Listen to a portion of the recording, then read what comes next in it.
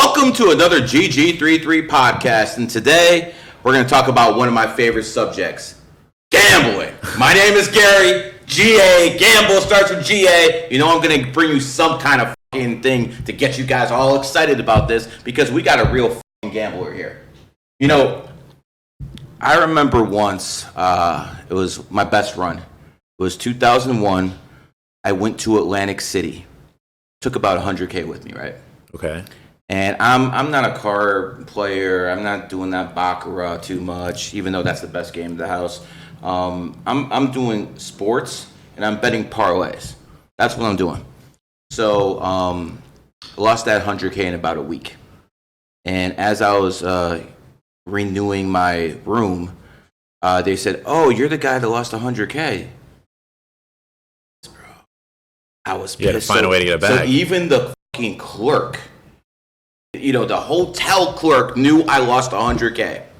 So at this point, I'm like, I need to figure out how to get some more money. Anyways, within 2 days, I was able to get another 100K cash, right? Ran those fuckers up for about 1.3 mil. Okay. In about 3 weeks. 3 weeks.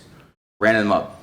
One day I'm coming in there to renew my room because it expired. And they're like, "Oh, we're not going to renew your room anymore." Then they told me that I can't make any more bets over, 5,000. At that point, they're like kicking me out, right? Yeah. So I'm like, okay. But 1.2 million, bro, I've been patting myself on the back about that, flexing on people for fucking years. All of a sudden, this guy comes in here and he's winning that shit in a day. I mean, I'm not exaggerating here. You actually have won millions in a day, correct? Yeah, definitely. And you do that quite routinely. I'd say about on 60% of days, yeah. Ooh. So, brother, at this point, tell us who the fuck you are and how the fuck you doing this. Well, what's up, guys? I'm Sean Perry. I'm a professional gambler. Is there such a thing? I mean, well, there's no, job that I'm employed to call myself professional, but it's how I make my money for a living. So, okay. In theory, anyone could call himself a professional gambler. But, yeah, I mean, I was a third world best poker player back in 2021 at 24 years old with over $7 million in winning. And have you ever won the World Series of Poker? So, you know what's crazy about that is, okay, so I'll tell you my story. So growing up, I come from a gambling background. My dad was one of the world's best poker players. He played in Bobby's Room and things like that in top stakes poker games. And my grandma was also a professional poker player. It's actually how my parents met. Was my grandma was playing poker against my dad, and my mom was watching her mom, and they met that way. And so, well, this shouldn't be shocking at all. Yeah, so I definitely. I mean, this is how they met. This shouldn't be shocking at all. I definitely have the gambling in my bloodline. Growing up, I won my first poker tournament at the age of 12 years old. It was actually a charity event, and we did a lot of charity in my family growing up. And my mom had breast cancer, so we had a breast cancer event, like a charity walk. And they had a poker tournament of 300 people. And I was like, I want to play. And they're like, no, you're under 21. And my mom's like, this is a charity event. You should let him in. On top of him paying $200, you should let him in for $20. There's no shot he wins. It's going to charity, right? So I'm playing in this tournament, and it's 4 a.m. now, and I'm heads up. And what's funny is, out of 300 people, the person I'm playing heads up against is my mom. And I'm winning the whole tournament. I won a $5,000. Hold on. Let's back up here. So we have a charity tournament. And we have you, a 12-year-old. 12 years old. At the final table against your mother? Yes. Out of 300 people. Okay. It was 4 in the morning. Were people saying this shit's rigged? People were so pissed on how this tournament works. It was it was like a sitting go tournament. So basically, to get into the main tournament, you had to win a sitting go. So they basically buy in for $200 a person, and it was a 10-person sitting go, and whoever won that sitting go table, for those viewers that don't know what a sitting go is, it means everyone enters and you play to a winner, and then the winner advances. So the winner would advance to the main tournament. So I won it the first time, my sitting go, and then I'm in the main pool of about 30 people, because I said there was 300 people entered. And there was people that tried the sitting go entry phase for like 10 times and couldn't get in. And they're just wasting money after money after money. So like rebuy after rebuy. Yeah, and I remember one of the guys was so pissed because he's like in there trying to win the prize, and like it was a sick trip. Like whoever won the tournament got like a private helicopter tour with like a room and everything, and you created your own wine. You got to drink the wine. It was 12 nice. years old, a private. Yeah. You're getting high. Well, I ended up winning the whole thing against my mom, heads up, which is hilarious. I still remember the second I won, I jumped on the poker table and started celebrating and dancing, and like that rush that went through my body was like so surreal. You still talk shit to her about it? Oh, all the time. Oh, of course. Yeah, I gotta let her know that I'm just 100%. So then what happened is, so like I had that feeling in my body, and I was just like, yo, this is my dream right here. Like I want to feel that all the time. And so that dopamine came out, and you're rush. Like, I fucking need this shit. Yeah, exactly. And so the next year, my bar mitzvah, I was 13 years old. It was poker themed, and I've just basically been gambling ever since. Everyone around me that knew me as a kid knew that I was gonna basically pursue the gambling. My dad was, like I said, one of the best poker players in the world. So when I was like 14, was he 15, as successful as you? Well, he is very successful. Like my dad would play in games where he'd buy in for a couple $100,000. So he was not as successful as you. Okay. Well, here's even though we're talking about gambling, here's one of the things about a man. Your dad's really proud of you, isn't he? Yeah, he definitely is. Okay. If a woman has a daughter, and that daughter ends up being better looking than the mom, there's going to be some resentment there. Okay? Yeah. But if a man has a son and the son does better than the father, no one is happier than the father. So again, just like Pat Mahomes, or he had a father that was an athlete. He's a much better athlete. So how my father would explain it, because he comes from this world, he's never going to actually sit there and tell me that he's like proud of me or anything. He's always going to be like, hey, I heard all these stories, all these people that gamble, and then they just lose all their money. Because being in the gambling world, you see a lot of people that make it and then go broke time and time again. So, I've seen it over my career as well. So it's like he's never going to be like... Has it ever happened to you? Absolutely never. Not once. As a gambler myself, everyone goes through ups and downs. That is definitely happened to me. You're telling me you've never went to a downroll spiral, or the motherfuckers hitting that goddamn three-pointer to end to kill the spread, or you have a +1.5 and they have an empty net goal at the very end. You've never had a run where everything's just going wrong. Just the other day, I lost $4 million in the Super Bowl, but like... You bet the 49ers? Yeah. Was that the first time that Vegas lost money? I think it was 3 out of 30 times that Vegas lost money, because everyone was betting Kansas City.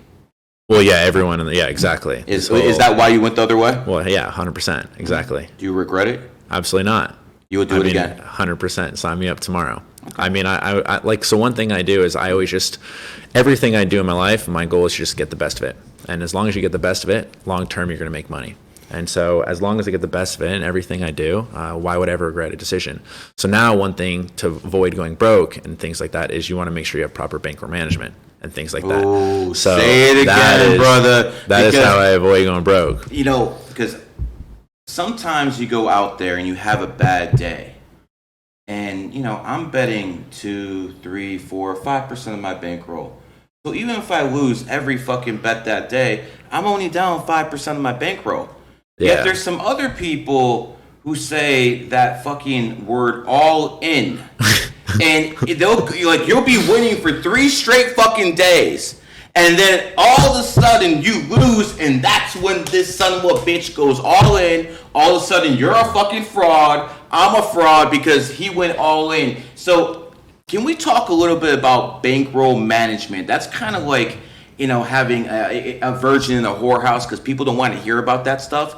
But do you agree as a gambler that's one of the most important things?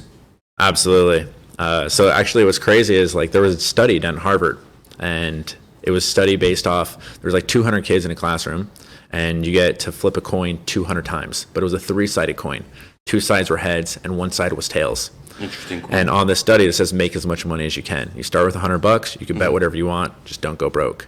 a third of the students in this experiment went dead broke. And that's, by the way, a massive hedge. 2 sides of heads, 1 side's tails, right? So obviously you would think logically, like you and me, we would bet heads every single time because it has the hedge. Some of these kids in Harvard were betting tails because they're like, oh, tails is supposed to come 1/3 of the time. Harvard ain't what it used to be. Harvard ain't what it used to be, man. Yeah, but basically it's just like, you want to have proper bankroll management and you never want to over leverage anything. And for instance, I'm sports betting now. Okay. So it's funny how I got into sports. So I grew up through poker, and like my dream was to play poker. And you asked about WSOP, World Series of Poker, which is like the biggest tournament series every single year. Everyone's dream to play and whatnot. And I remember, like I said, I was 14, 15, 16, sneaking to the Rio, putting on a hoodie to go watch my dad for 8 hours a day. And I was like, I can't wait till I'm 21 because like I'm going to be here every single day playing in these tournaments. You don't want to go to the Rio anymore. So, well, I'll tell you the story. So what happens is I'll go on my little life journey. So I basically dropped out of college after I made $200,000 first month of sophomore year in college. I had a company that I started and everything that was like very successful at the time. And I was nothing to do with gambling. Nothing to do with gambling. Okay. A social media application. But I was just like, you know what? Like, so you're a successful entrepreneur, not just a gambler. Yeah, I was doing well, and I was doing Airbnbs at the time, making a couple $100,000. Like I just straight hustler. Yeah, anything I do or whatever. So I was a smart guy, and so what happened is like I was just like, you know what, screw all this stuff. Like I knew with Airbnb, for instance, I could just make money whenever I wanted. Whenever I wanted. So I didn't need no degree. I was never going to work for anyone anyways. So I just said, screw this. Never. Well, my senior year of high school, I went to California to play basketball. And I worked at my uncle's restaurant. He had it's called the Fish Shop, and you Family basically, doesn't count. yeah. Well, I'll tell you this. I was, and it doesn't matter. I had a job for him, and it's actually kind of a funny story because it was a restaurant, and I would work the register, and the restaurant would do about 12 to 14,000 sales a day. But I would go for one third of the day, and if I didn't register, it would go from like 16 to 18K. So I increased their sales by 33% on a 5-hour shift. Doing so. what? Just upselling at the sales register. Okay. So he loved when I was there. And I used to actually go in, and there was this one story one time, the girl coming to the restaurant with her man. The man paid for his food, and he went and sat down and left the girl by herself to order. And then so I literally told her she ordered food, and I was like, don't worry, it's on me. And if you ever go out with me, I'll make sure you never pay for your meal. And I said this in front of my manager. He's like, Sean, come up right now. We have to have a talk in the office. And so he's trying to scold me and stuff. I was like, dude, fire me, man. Like, I don't want to be here. Like, go tell my uncle who owns the place and to literally get me out of here. At the time, I was like going to the casino all the time, playing poker, making $500, $1,000 a game at Verona. Like, I didn't want to be working there. I just did it because my uncle, I made him a lot of money. He's like, yo, you got to stop. And I put myself in such a position. I was like, dude, I'm more valuable to you than you are to me. Fire me if that's the case. So that's the only job I ever had. But yeah, so what happens is I ended up dropping out of school because I was 18 and I saw there was a tournament at Hard Rock in Florida, which is coincident where we are. And it was the poker tournament series, and you only had to be 18 plus to play poker here. And in Vegas, you have to be 21. And I was just like, at the time, I was watching like poker streams 12 hours a day from wake up to sleep. And I was playing in the local car rooms like. What year was this? So I was 19, so I don't know, 8 years ago. Okay. 16? Yeah. So yeah, exactly. 2015 I graduated, 2016, maybe 2017, 2016 area. So what happened was I came straight to Hard Rock like the day after playing this tournament series and won $700,000 my first week out of school. Became a millionaire at the age of 19 years old. Okay. So let's rewind here. You have people who are making about 50, 60 racks a year. Yeah.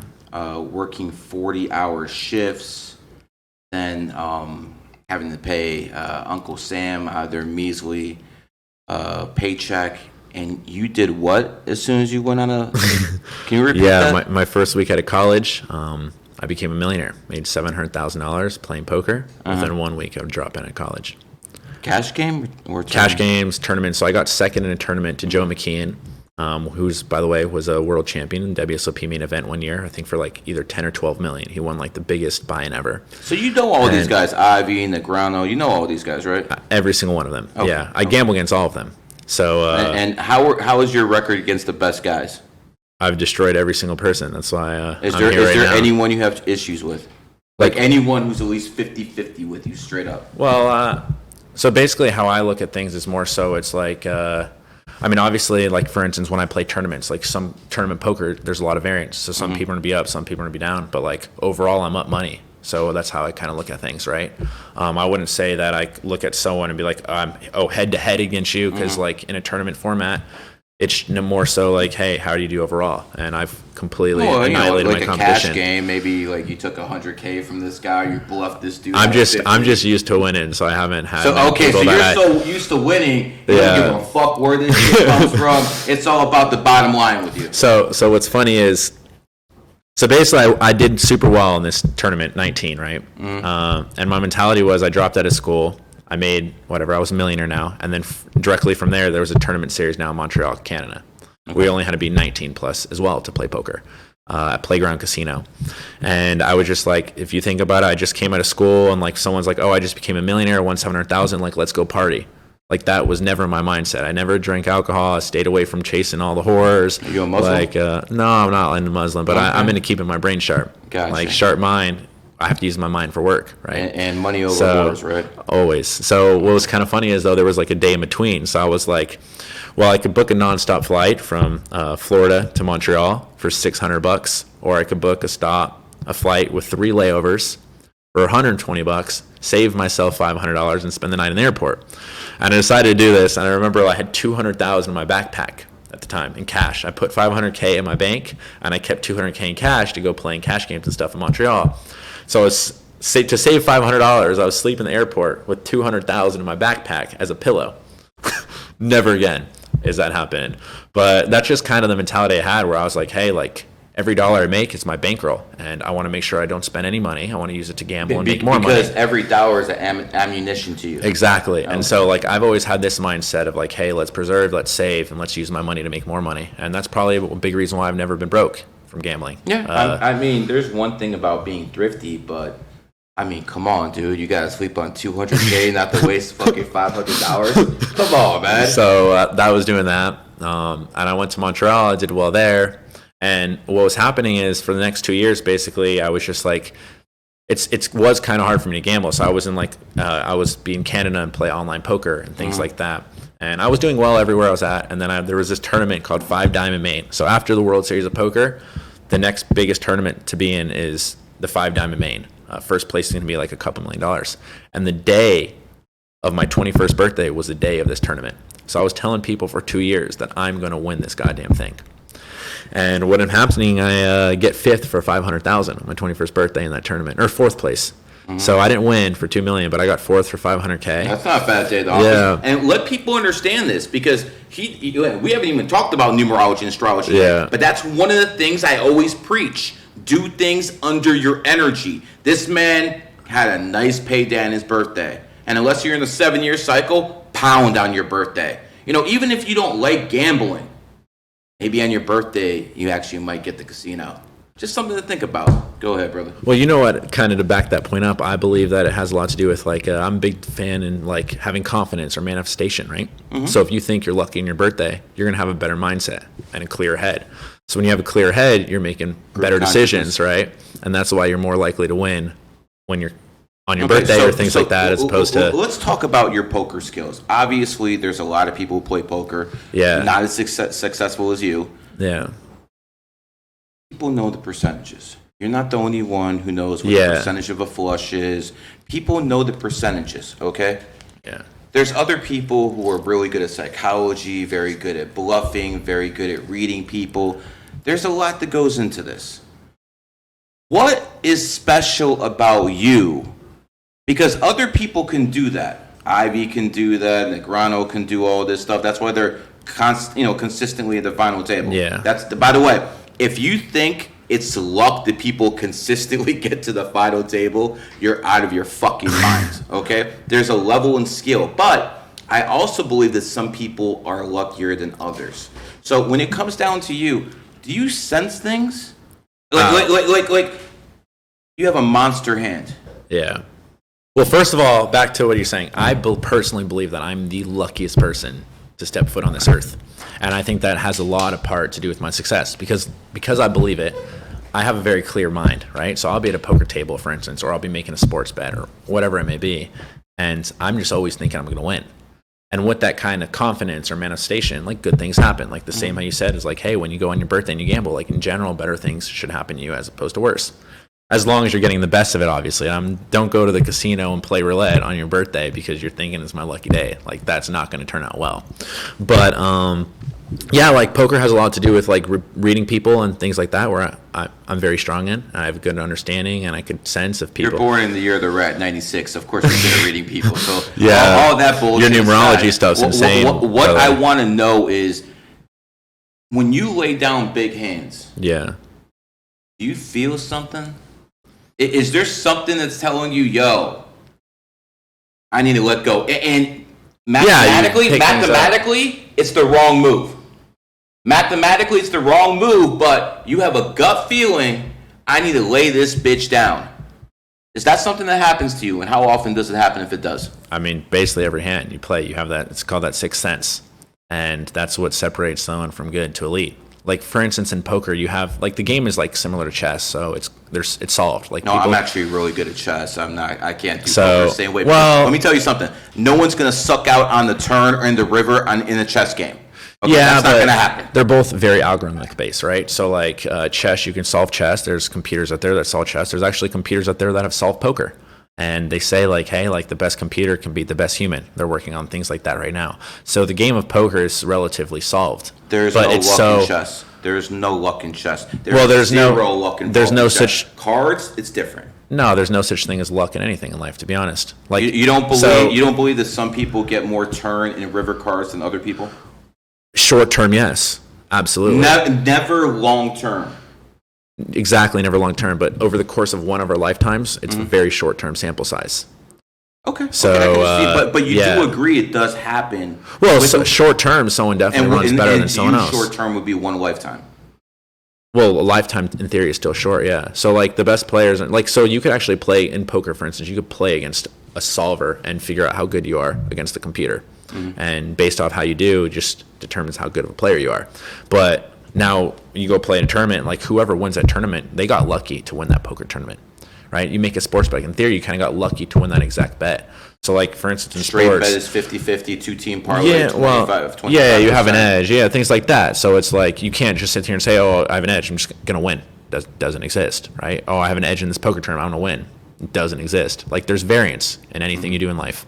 There's variance how you injure yourself. Like, do you believe in timing? Absolutely. Actually, I'm in a 7-year cycle, so I did expect to injure myself. I just didn't know how it was going to happen. I didn't know if it was going to be an arm. I didn't know if it was going to be a leg. That's what I didn't know. But, there are some things that I do know with, numerology and astrology. Like, for instance, I love to bring up a guy by the name of Corey Bellinger. You ever hear that name? No. So Corey Bellinger was an outfielder with the Los Angeles Dodgers. He was the best player in Major League Baseball in 2019. Absolute best player. In 2020, 2021, 2022, no one's ever fucking heard of him again. Because he's born in 1995, the year of the pig, and again, he actually, 2019 was the year of the pig. So I can look at people's birthdays and say, you know what? He's going to peak right or wrong here. And I can do that fairly accurately. So again, when it comes down to good years and bad years, you can look at a person and say it's much more likely based off his birthday he's going to have a good year and a bad year. You might not be able to say, oh, Johnny's going to move to Idaho and live with Aunt May, but you will be able to say, you know what, his energy looks like he's going to make a move. Okay. So it's crazy that you're into these things, because the way I kind of look at it on the outside in, it's like somewhat of a superstition sort of thing. And, like, to be honest, people that are superstitious in the gambling world tend to not do very well. I think most gamblers tend not to do well. Well, if you're superstitious, it's the worst thing you could possibly be in the space of the gambling world. Because, like, the truth is behind things is, like at the end of the day, gambling is math based, and like I said, it's all algorithmic based. Damn numbers, things like that, and so it's just like you have a lot of people that come in, like you even have people that are hypnotists and can read people's minds. In someone, they try to take on poker or they try to like do sports or whatever. They're not at the top. There's a reason why they're not at the top, because it's like at the end of the day, it's like math. And now when poker and things like that, people give away certain reads or things like that where you could take into your advantage. There's outside things that's why like some people at the top of the poker world will outperform these computers, because humans kind of suck in general, and they're known to make mistakes. And if you could pick up on these mistakes, you could exploit your opponents. So well, I think you have to pick up on your other people's mistakes to exploit them. I think that's what war is all about. I think that's what anything's all about. Have to see where your opponent's weak and go after it, right? Yeah, absolutely. Absolutely. That's what UFC fighters do quite often. One of the things I used to think is, I used to think a lot of things were superstitious too. Okay. One of the things I always just thought was superstitious, like, stuff like angel numbers and things like that. But one thing I always had a love for was history. Love fucking history, man. And when I looked at certain numbers, like Kyrie Irving, he always talks about the number 11. Okay. I always found out, very interesting. And, when he was actually born, he was born 1992, the year of the monkey. And do you know the only time that he won an NBA championship was when he busted that three over Steph Curry in 2016, the year of the monkey? So, again, you can think some things are superstitious, but when you see a sample size of things working out over and over, it's very difficult to believe certain things are superstitious. Like, for instance, people who are born in the 5th, like you, travel quite often. And the second we met, you asked me my birthday, and you travel quite a lot. And the truth is, I'm always on the move. That's the thing. It is. All people born on the 5th are always going to be on the move. Yeah. Because you see, this is a virtual reality, at least in my opinion. I believe this is all a virtual reality, and it's governed by mathematics. Yeah. That's, again, everything has to do with numbers. And for the people watching, everyone knows men lie, politicians lie, women definitely lie, but numbers never lie. Exactly. Numbers never lie. But when you look at stuff like poker and you look at stuff like chess, there has to be an element in cards where someone can get lucky. And the way I describe that is, let's see if we can see when the person was lucky and tie it into when his birthday hit. Okay. And see if we can see a correlation somewhere. And you're saying over the long term you saw a correlation. Well, I'll give you this. I always wanted to know why some people are rich. Okay. That's like one of the things everyone wanted to know. Why does this motherfucker has money? Like, Okay. for instance, who's the richest guy in the world? Elon Musk? Or is it what they say sometimes? Well, I mean, that's the public record, right? Okay, so let's go with the Fortune 500, okay? Okay, and then yeah. we can talk about Putin in a second. Yeah. Okay, so let's go into the Fortune 500. Elon Musk predominantly was the richest man in the world back and forth for the past couple of years, right? Yeah. Okay. What about last decade? Who was usually the richest guy in the world? I mean, you had what? You had Bill Gates. Bill Gates. Yeah. Bill Gates. So again, you said Bill Gates, not me, right? Yeah. So it's very ironic that Bill Gates and Elon Musk are both born on the 28th. And when you start looking at that number, like, okay, you start understanding that 28 is the number of wealth. What's the most valuable sports franchise in the world? Was it Dallas. the Maverick? No, Cowboys? There you go. Jerry Jones Cowboys. And that franchise was established on the 28th. So when you start going down the list and you start saying, okay, some people have money, some people who have very valuable sports franchises have that number too. You ever hear of something called Vanguard? No. BlackRock? Yeah. Okay, so BlackRock is, is worth about 10, they got about 10 trillion assets. Okay. Vanguard actually owns stock in BlackRock. Okay. And Vanguard's a private company, and they were founded 5/1/1975, adds up to 28. There's a guy named LeBron James, born 12/30/1984, adds up to 28. Same day as Tiger Woods. Did you know LeBron and Tiger were born on the same day? The two people who dominated their fields not only are born on the same day, they also have the same numerology number. So when you start going down this rabbit hole and start saying, wait, how is this possible that LeBron James and Tiger Woods, both born on the same day, both 28 life paths, have dominated their respective sports? And at that time, you start thinking, you know what? Maybe this isn't a coincidence. So while I do agree with you, most people who are gamblers are losers. And if they weren't, how the fuck would you make money? Everything's got to even out at some point, man. Someone's got to give, someone's got to take. That's just how the system works. But I can show you why I'm a winner in gambling, if that makes sense. Like, you could put it on pen and paper and see, like, for instance, sports betting. Could you take anyone off the streets, teach them your system, and they'll be successful? Well, my system's out, like, for instance, in sports, it's algorithmic based, right? Poker, it's like, yeah, people could become winning poker players, but it requires a certain type of mental breed, right? Not gonna like, be you. Yeah, it's a very tough. Poker is a very tough world to make money in, because even if you are a winning poker player, like, so many people crack under pressure or can't withstand bankroll management, and they over leverage themselves. And you could be a winner and absolutely crush. I'll give you a stat, for instance, in poker, you could have a 15% edge in a tournament, play 1,000-person tournament 8,000 times and still be a loser.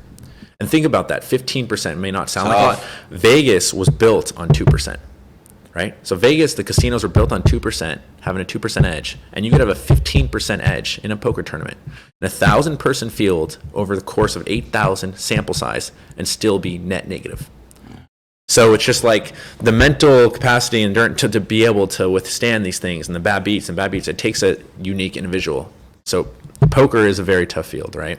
Sports. So how I got into sports, I'll explain to you. When did you make the natural evolution from poker to sports? By the way, Phil Ivey tried that, and he's really good at poker, not so good at sports. So how did you actually make this happen? So actually, speaking about Phil Ivey right now, he actually is firing sports massive.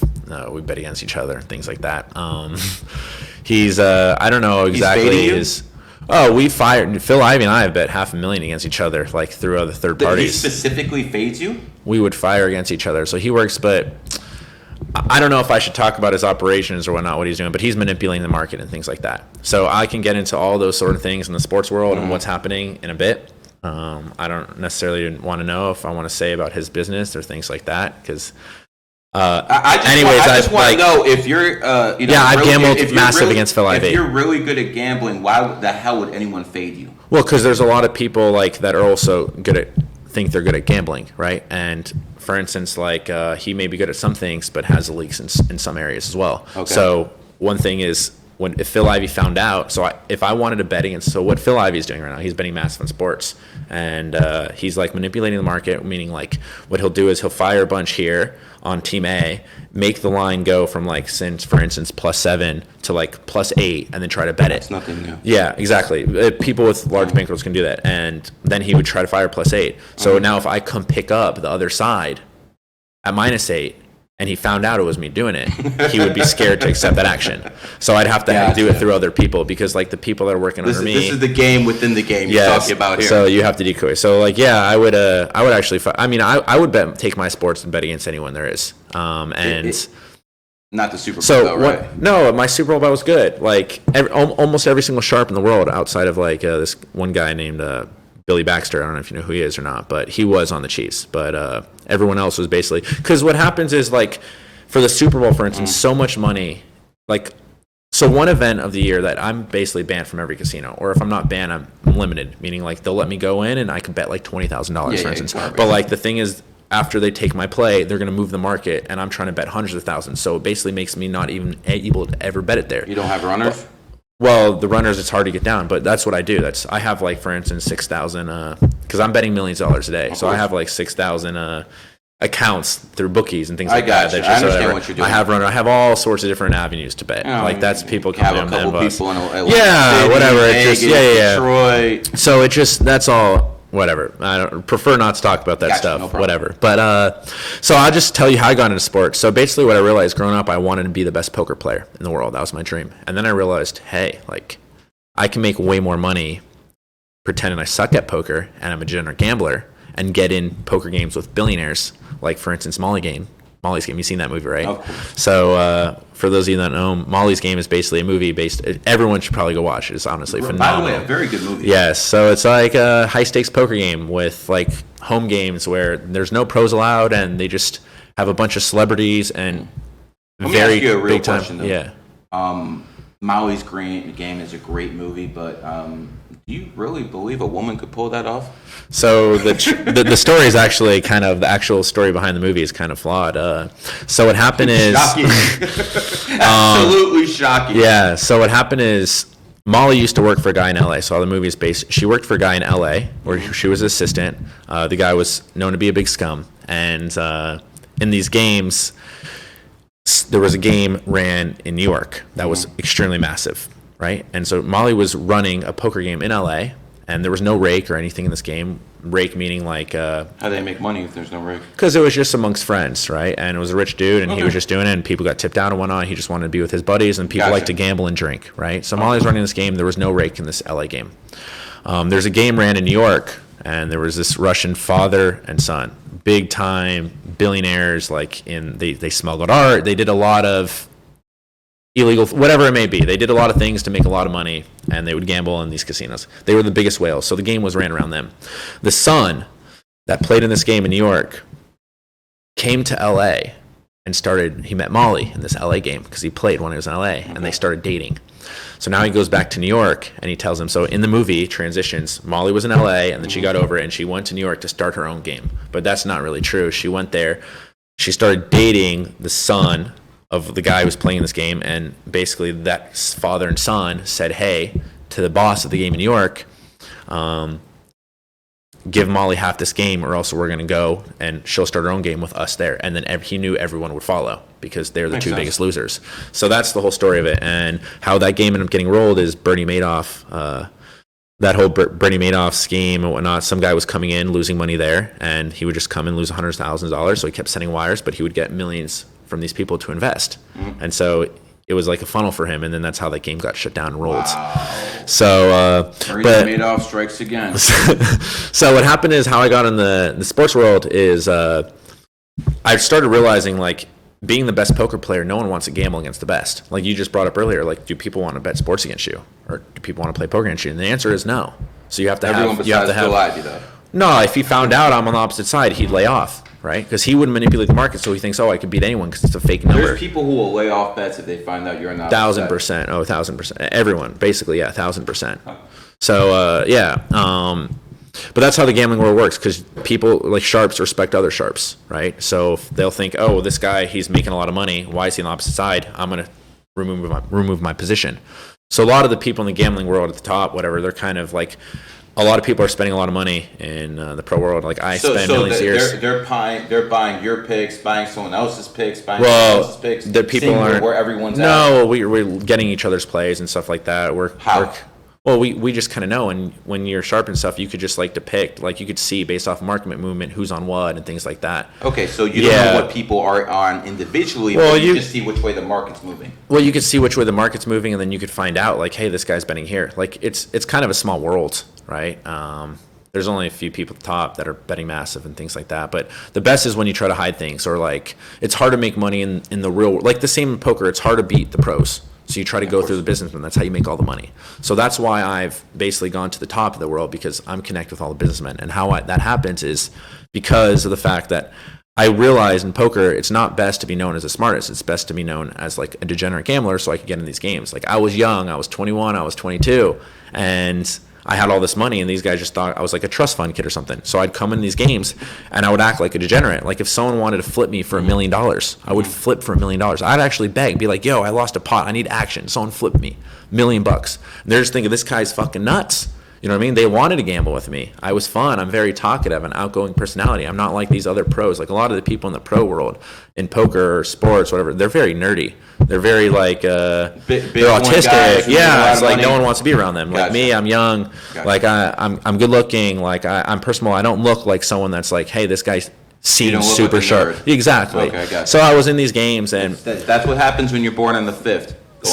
So speaking of like the World Series of Poker, right? You said, did I used to dream of playing World Series Poker? Under 21, I did. But then I started getting involved in these private games.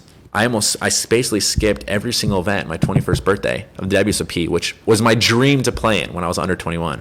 I'm coming 21, and I'm just like making so much money in these private cash games that I didn't care about playing tournaments. I actually entered the WSOP main.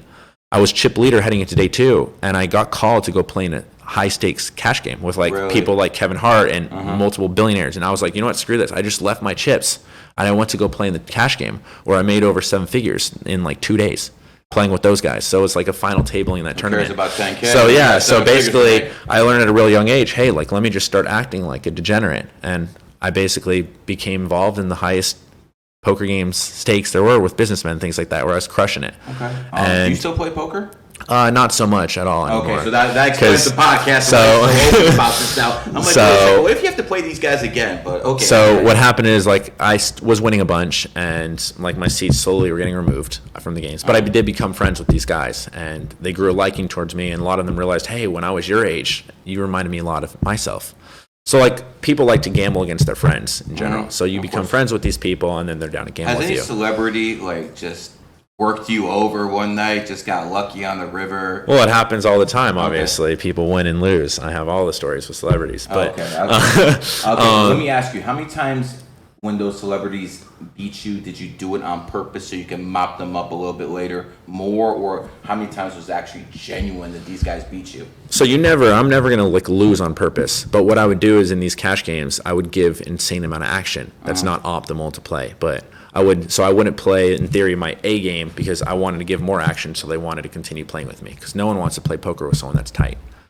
So what happened is how I got into sports is because I was connected here, all these people that are really sharp, they're probably making, maybe 500. Like, for instance, a sharp person runs sports books. Sports books paying them like 150, 200K a year. Okay. So they're bottom level sharps. Then you have sharps that are going to go work on their own, make $500,000, $1 million a year, or whatever. Or if they're real sharp, they could come work for me. I'll pay them more than what they're making betting on their own because I have sick outs to bet against because I'm connected with billionaires. I know all these bookies. And because of all my friends through the poker world, I could use their accounts to bet and things like that. So basically, someone who's real sharp can work under me and make more money working for them, for me than for themselves. The biggest issue with sharps, and again, you're not the first person I talk to, is the biggest issue is getting fucking accounts. Yes, exactly. Getting down 100%. Okay. So my specialty is I have the special network of people where I'm able to get all the accounts in the world. Like I said, I have 6,000 bookie accounts. Right now. Yeah, you basically push all bets certain ways. Well, you have bots, you have things like that. But I'm like super well connected and plugged, and that's why I was able to hire the best in the world to work under me. And so because of that, what happened is, what's funny is, so I've also stopped playing tournament poker because I never really prioritized it because I wanted to be known as a whale, like as a businessman, in order to continue playing these games. And then what happened is when I was 24 in the year 2021, I was cross-booking against some billionaire in tournaments. So what that means is like we would play a tournament, it was 10K buying, say I cashed for 80K. The guy I was gambling against, he would owe me 800,000. And then vice versa. If he cashed in the tournament, he cashed for 60K, I'd owe him 600K. So we're going head-to-head every single day on the Poker Go Tour, which is the most prestigious poker tournament series there is. It's like 10K buy-ins or above, and you get a world ranking. And I was doing so well that I was actually tied for number 1 in the world. And then the guy lost all his Bitcoin to me and stopped. And there was about 4 months left in the year, and I was tied first. And my mom's like, Sean, this is so sick. You're literally ranked the number 1 poker player in the world right now. And I was like, Mom, this isn't good. This is blowing my image that I've built for years. Like, I'm not going to be able to play with all these businessmen in these private games anymore. So I just went on a 4-month world tour, and I ended up finishing 3rd in the world that year. So actually, I was tied for first, and that's like my first time playing tournaments like competitively, seriously, day in, day out, because I was making so much money cross-booking against this billionaire businessman. And so it kind of never lost on purpose to get more money out of someone later. Well, I've done dumb things on purpose. Like I said, like I'm never like the same thing. Well, you can't necessarily like I will never be in a spot where I'm just going to give someone money. Like no one wants to like. So another thing is people that are gambling or playing. It's competitive. Like all these people that are very successful, they became very successful because they have that competitive factor instilled inside them. So if you just Michael Jordan's one of the most competitive people in this world. Yeah. He'll never want to be given a thing. There were reports about him gambling very heavy on. Yeah, he got his fault. Yeah, him like reports of getting his father killed and things like that, right? Due to gambling debts. I didn't say that. I didn't say that. Yeah, I'd rather not talk about it. There's a lot of things I'd rather not talk about. And in the gambling world, unfortunately, there's a lot of macho gangsters and things like that, and you don't want to talk about. Or having said that, you deal with a lot of money. I heard the other day you won like $1 million in this casino over here in Florida, correct? Yeah, 700,000. Okay, so almost $1 million. Like, when you're carrying that much cash, don't you need like security around you and stuff like that? Well, so you never carry cash outside of the casino, right? Okay. So you'll get a check or like a lot of the casinos. So you never go outside the casino with any money? Yeah, I don't have money on me ever outside casinos. Is this specifically for that reason? Yeah, well, there's no point. So like for instance, in Vegas, like I'll have boxes set up. Like they have private boxes in back rooms for high stakes gamblers. So I have boxes at every one big casino. So I just have my money already there waiting for me. Because like it's a safety hazard. No one wants to travel with a lot of money. So a lot of these people like get followed home and big gamblers and they think they're going to get money out of it. And it's just, like the truth is like no high stakes gamblers carrying money on them because we know we're a high risk target. It makes sense. When I was doing my big gambling, compared not to him, but to most people, one of the things I appreciated was William Hill. If you're going up to Reno or Las Vegas, you could like cash in the same tickets, so you didn't actually have to travel with the cash. You could just travel with the tickets. One of the things that pisses me off about Caesars is you can't take the Vegas tickets and cash them in New Jersey and vice versa. And I understand they have different laws and stuff like that, but that would make it a lot more convenient for people so they wouldn't have to fucking travel with cash. Yeah. They also have chips. So if like you have big chips, like 5K above, they have chips inside them. So if someone robbed them from you, it's like What's the biggest chip you ever had? I had 25K. 100K chips. Actually, what's crazy is... What's the color on those? It's different from every casino. But they're called pumpkins at Aria, for instance. They're orange, right? And I was playing this poker game one time. And I was 20, I think I was either 21 or 22. And I'm playing this high stakes poker game. I have a few $100,000 in front of me. And everyone's talking about this guy that's about to come in. Like, yo, he's the biggest whale ever. And like, yo, get ready for him. Like, he loses a lot of money. He comes to this table and dumps out his bag. And out comes 50 pumpkins. So that's $5 million in chips. And at this point, I've never seen a 100K chip. Because they're hard to like exchange. And like the casino doesn't carry them on the floor and whatever. And I'm just like... okay, this guy means business. Like, I'm loving like what I'm seeing right now. I'm rated 100%. And within about 10 minutes, he gets a call from Hermes store, and they're offering him. Goes, hey, we have 2 of those bags your wife wanted. Do you want them? This guy spends millions a year at Hermes, and so he offers the game. He goes, hey, the guy from the store, Hermes store, has 2 purses. They're about $70,000 each. One's for my wife. Does anyone want the other one?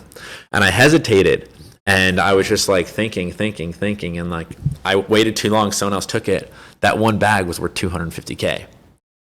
So it's crazy how the designers just giving it away. Well, we're amongst friends, right? It's like I said, amongst people nice friends. So, but it's not giving it away. It's like the store would offer to someone else. So he'd rather have one of his friends get it because you can't. He can't sell it. Like if I would have bought it, I would never been able to sell it. I just gave it to my mom and whatever. Yeah. I was thinking at the time I'm 21. I don't need to spend $70,000 on a bag from my mom right now. But I still kind of regret that to this day because it'd be worth $250,000. But yeah, so that was my first time ever seeing a 100K chip. I have 100K chips and things like that now. I went and made a Super Bowl bet just the other day with $100,000 chips over at Circa.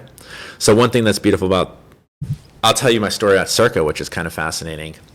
So one thing I do is I also try to hustle the casinos. And on top of other gamblers. And so I'll go to the casinos, and I'm actually the highest players card at every big casino there is. And the reason for that is because these casinos have sports books. So if you walk in off the street and just want to bet sports, they're just going to give you normal limits. But if you go to the casino first, lose a few $100,000 expected value, meaning like I'll play blackjack or baccarat max per hand. And the casino will give me the highest rated thing because they think I'm a whale. I'm a losing gambler. So clears are your 7 stars. Yes, so 7 stars. I'm NOR at MGM. Actually, I was the youngest NOR. And the day after I turned 21, I became NOR at MGM. Like, because right off the rip, I had this hustle in me. I was just going to start making money the second I turned 21.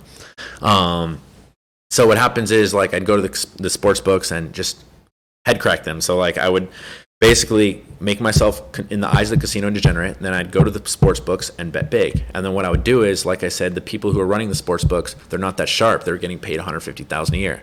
Like my motto in life is like if you're good at what you do, you're never going to work for somebody, right? You're going to work for yourself. Because why make someone else money? Not everyone's an entrepreneur, bro. Well, if you're not everyone's a capitalist, brother. So like I don't know, the sports world, the people that are. Whatever they may be, but they're just easy to manipulate. So what I can do is I am able to manipulate the market in the sports world. So what that means is, say I'm betting the Lakers +7. I can make the Lakers go to +8 and then fire them for 100%. But also what I can do is, because I make my own numbers, a lot of times I can make the market appear wrong. So if I have a massive account, I'll go bet the Lakers at +7 knowing it's winning, but then I'll reverse move the market. And then the Lakers will close at like +6.5 or +6. So the casino now will think I'm an idiot because I got a bad number. So the way the casino will cut you off from the sports books is if you're consistently beating the closing line, it shows that you're making money long term, right? Yes. And they know you're going to win money. But now what you can do is reverse screw them over and make the line move against you. So if I bet +7, I can have the game close +6, or no, +8, right? So if I bet +7, I can have the game close +8, and the casino will think I'm an idiot. And then they have no way of actually knowing that they're losing money until they're just down multiple millions of dollars. So there's a story when I was in this group chat when I was 21 years old. I was betting sports, or 22. I was betting sports against people. And I used to tell people, don't message me unless you want to bet minimum $50,000 a game against other pros. This one guy sends me a message. It's like on a football game. And he sent me for $5K. And I accept it because it's like minutes before the game. And I don't realize. And I try to cancel. I goes, yo, your bet's only $5K. I have a rule only $50K plus. Can we cancel? And he goes like, nah, bet stands. So I was like, okay, fine. The third quarter comes, my team is down by like 30 points. I'm just dead, right? And he asked for a prepay. And I literally tell him, bro, go fuck yourself. Like, you're going to be the last person to get paid. You know I have like over $500,000 on this game, and you're asking for your $5,000 before the game even ends. Like, you're going to be the last person to get $1 right now.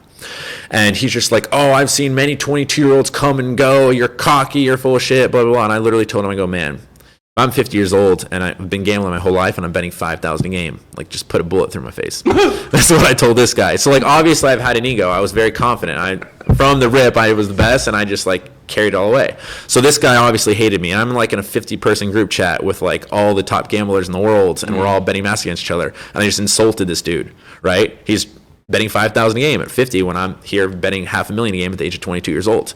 All of money I made from gambling, from playing poker, from betting sports. So he really hated me. Then he comes to me about a couple years back. I was 25 and ran into me Arya, and he's like, hey man, like, I was talking to Arya, and I have a sick account here. Will you bet it for me? Like, the owner of the guy who runs the sportsbook says they've never seen a sharper person bet at this casino other than you. And I was like, man, like, I'm fine. Like, I don't want to, even though it'd make me money, I don't want to work with him because of the way he treated me back in the day. You know what I'm saying? So I still held that, but it was kind of good. Grudge. Yeah, well, in that particular instance. And he's also hard to deal with. Like, he doesn't pay people, and there's like other things to it. If it was smooth processing, there wouldn't have been any issues. But yeah, so sports is like kind of good. So another thing that kind of blew me up in the social media stuff is I've always been hidden, because like once I said again, like, having people know that you're a good gambler is not good, because people don't want to gamble against you. I go to Circa, though, about the start of this football season, and I waited 2 years to head crack the Circa sportsbook. They're known as the biggest sportsbook, and when all the other sharp bettors do, they instantly go right away, and that's when they get flagged. And they don't want the new casino in Vegas a couple years ago. Yeah, exactly. That was grand opening was on the 28th. Go ahead. Wow. Okay. So maybe I went in on the 28th and deposited. So I show up. I waited 2 years to hit this sports book, because they're at least expecting. They probably assume all the sharps already came in. I've been there. Yeah, they accept the biggest limits. It's beautiful there. And I walk in with $1 million in cash, and I go, hey. I pull out all my players' cards from all the casinos. I said, I'm a big gambler. I have big accounts here. But I'm just match me, basically. Bullshitting. Yeah, like, give me a massive account. Yeah. So the guy who runs a sports book, there's Jeffrey Benson. He's like, okay, perfect. Like, we'll get you set up. You know you're a fucking gambler. You know the goddamn manager's name every sports book. Yeah, so what happens is he puts me in this group chat with him, and there's also these competitions that he tried to get me to sign up. Like I said, I'm acting like a degenerate. So he tells me about this Circa Survivor contest, which is over 9,000 people. Isn't that the biggest one? Yeah, over 9,000 people entered. It was a 1K buy-in, winner take all, 9.3 million. Then there was a Circa Millions contest. It was you took it? Let me finish the story. There's Circa Millions contest, and what that is there's basically you pick 5 teams each week against a spread, and whatever, out of 6,300 people, and whoever does the best, whatever. So I basically entered both these competitions, pretending like I'm a degenerate, just to like have me get big limits.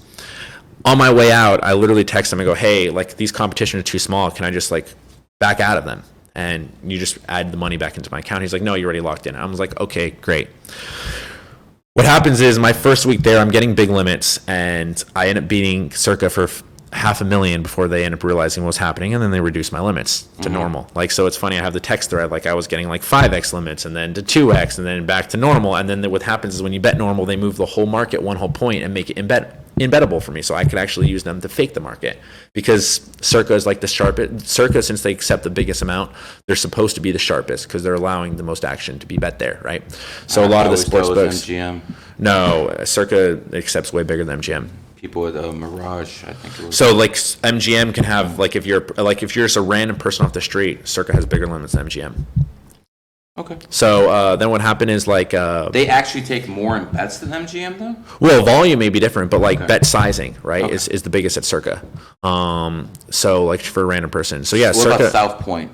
Isn't that where South Point's a joke? Yeah. Is that where Floyd goes to put in $1 million bets? Well, maybe. I mean, any of these places will take $1 million bet from a sucker because then they can just hedge out. But like for someone on the street, South Point will give you a few $1,000s. Like there's no action over there. Oh wow. Yeah. I've actually been banned from South Point like 50 times because. No wonder you all have nice things to say. So what happened is I beat them for like 500,000 one week, and then I'm just like, now I'm in this Circa competition, Survivor. Like I said, it's a competition where it's 9,300 people entered, 1K buy-in, winner take all. So what happens is the rules of this competition is you pick one team each week, and if the team you pick wins, you advance, but you can't repick the same team twice.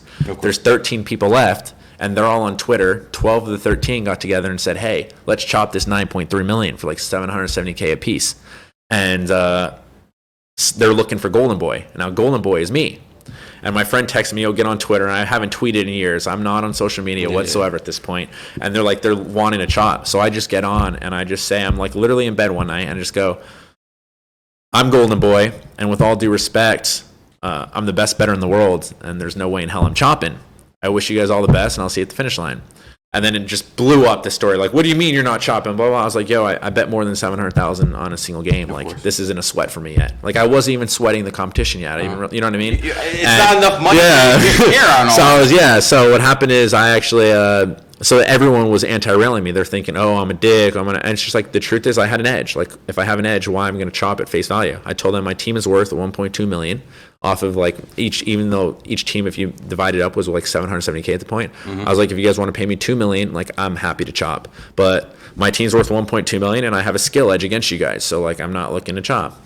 Then what happens the next week, there's only 10 of us left and they're like, we're going to root. And then I end up losing. I got 5th in that competition for 0. And the whole internet started celebrating like, look at what happens. Karma's a bitch. And it's just like. Yeah. Listen, when you're a 33 life path and something so-called negative happens, they come out the woodwork, bro. They come out the woodwork and start attacking. So you might as well get used to this hate, bro. So it's not going to change. Well, there's a saying: if you don't got any haters, you're doing something the wrong way. Damon John once told me, that's the guy who is on Shark Tank. He's like, it's when you don't have haters, start worrying. Exactly. Yeah. So what happens? Everyone's celebrating my loss, and people are just thinking, wait a minute, though. Like, if you think about it, why would this guy not chop $700,000? Because obviously they're thinking, wow, this guy actually is making money in sports. And so people were asking me, what do I do? And I was just like, you know what? What's actually also cool, by the way, is in the Circa Millions competition, 6,300 people entered. I finished 9th place out of 6,300 there for 75,000. So I turned 1K to 75K. Yeah, I've heard of this competition. Yeah, people have told me about this competition. I know people who have runners over there for this competition. Yeah. So this shit's real. Well, I think didn't it used to be the Westgate that had the big. Yeah, the Westgate used to have. But like I said, this competition is so small. I personally would never enter it. I only entered it trying to act like a whale because I showed up with $1 million in cash trying to beat them for a few $1 million. And you still made straight betting. I made $500,000 there and within a week before my limits got reduced. So it is. I wanted to win more, obviously, and wanted to bet more, but $500,000 is $500,000. Okay. Just since you're a casino guy and the people who are going to be watching this podcast are going to be fucking gamblers, let me just go through every game and you tell me what you think, okay? Okay. Roulette. One of the worst games in the casino. You don't play that at all? Yeah. 3-card poker. No good. Let's go to blackjack. Okay, you can win a blackjack. Do you hit on every 16? No. If you have a 7, the dealer has a 7 showing and you have a 16, do you hit? 16 against 7, you should usually almost always hit. What Now, 16 against a 10, in general, you're supposed to surrender. A lot of casinos don't have surrender. Yeah, they don't have surrender. Well, then you shouldn't be playing. You can't beat that game. So unless there's certain rules that you're not. Well, you want to surrender. I mean, you could still win. Like, so to be honest, like I'm not really like I used to hustle blackjack back in the day. Seems like you used to hustle everything, brother. Yeah, well, it's hard to make money in blackjack. So do you know there's 4 things in a casino actually that you can be profitable in. One is blackjack, right? The second is poker because you're playing against people, and the casino just takes a rake, and they don't necessarily care about who wins or whatnot. The third is sports, but like blackjack, when you're a winner in sports, they'll cut you off. And the fourth is progressive slot machines. So those are the 4 things in a casino that you could be. You can't be a winner in baccarat. Impossible. So I have a friend. It's almost 50-50. It's like even cleaner than blackjack. Yeah, well, it's the lowest. Baccarat is the smallest edge the casino can have against someone. Yes, but you can't be a long-term winner in baccarat. Now I have my friend Mickey, Dirty Goth Boy or whatever, actually the face tag guy, who I met through the gambling world and stuff. And then I started doing the social media stuff, and we've been hanging out and things like that. But I knew him from the poker world. And I'll tell him, like, yo, there's no way you were a long-term winner in baccarat. Speaking of Phil Ivey, he's the only guy known to actually win gambling in baccarat, but that's because he was edge sorting, which they had the cards laid a certain way, and they were cut at a certain angle, and he had a girl with him that was super sharp and had a sharp eye and picked it up. There was a misprint in the cards. So based off the cards, he knew what was supposed to come. But that's like having an edge on the casino in a non-legal way. He had to pay his money back. Speaking of your friend, the guy who's all over social media with the tats on the big gambler and stuff like Mickey that. Mace, yeah. He says all casinos cheat. So casinos... And before I go into that, I just want to say I know someone who owns a casino. Yeah. And he sold that casino to a very famous... I don't want to go into details. Okay.